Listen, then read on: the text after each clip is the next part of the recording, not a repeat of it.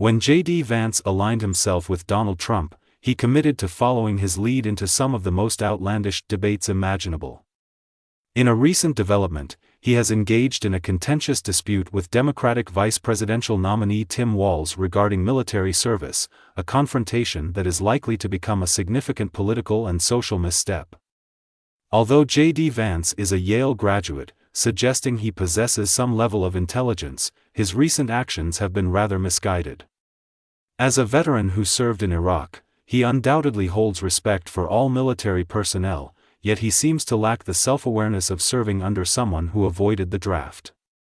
It appears that J.D. Vance has not fully grasped strategic thinking or the principles outlined in The Art of War, as he has unwittingly entered a precarious situation that could lead to his own downfall. Before sharing a particularly astonishing clip, let's take a moment to review some of Vance's other notable remarks. During a campaign event in Michigan, he found himself in the uncomfortable position of echoing Donald Trump's rhetoric, struggling to articulate one of Trump's favorite terms, fake, while being pressed by reporters about Kamala Harris's well-documented biracial heritage.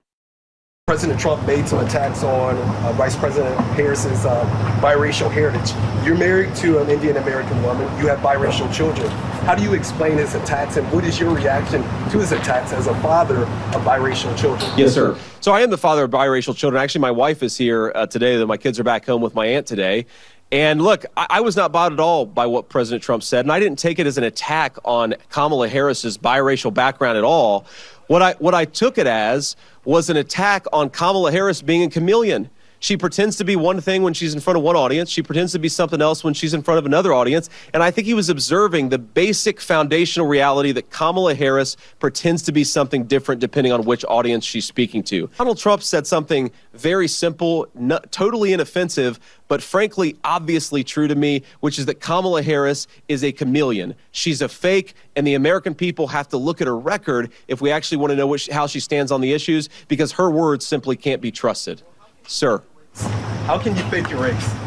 If I'm sorry? You're both Indian and black, how can she fake her race? She fakes who she is depending on the audience that she's in front of, and that's who she is, and that's who she's always been. J.D., are you aware of how absurd that sounds coming from someone who refers to himself as an alpha hillbilly while soliciting votes in Middle America, and a Yale graduate attempting to extract funds from venture capitalists in Silicon Valley? The derogatory segment regarding Tim Walz's military service will be presented shortly, but first, observe J.D.'s awkward response to a question about anti-Semitism. News. You have repeatedly suggested that the only reason Kamala Harris didn't pick Josh Shapiro to be her running mate is because of his Jewish faith.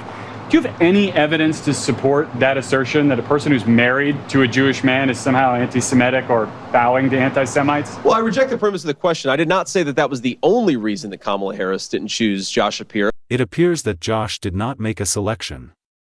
Did you notice that he refrained from denying it? His response was, "I did not claim that this was the sole reason." J.D., please refrain from causing further harm to yourself. It is difficult for all of us to witness. Unfortunately, the situation has deteriorated with the troubling video of J.D. Vance questioning Tim Walz's military service. I did not say that that was the only reason. This kind of absurd inconsistency is what J.D. Vance aligned himself with during the Trump administration. It is difficult to comprehend how a fellow veteran would support such a stance, yet he compromised his integrity for an individual notorious for disparaging veterans. Well, I wonder, Tim Walz, when were you ever in war? What was this weapon that you carried into war, given that you abandoned your unit right before they went to Iraq, and he has not spent a day in a combat zone? What bothers me about Tim Walz is the stolen valor garbage. Do not pretend to be something that you're not. And if he wants to criticize me for getting an Ivy League education, I'm proud of the fact that my mamaw supported me, that I was able to make something of myself. I'd be ashamed if I was him and I lied about my military service like he did.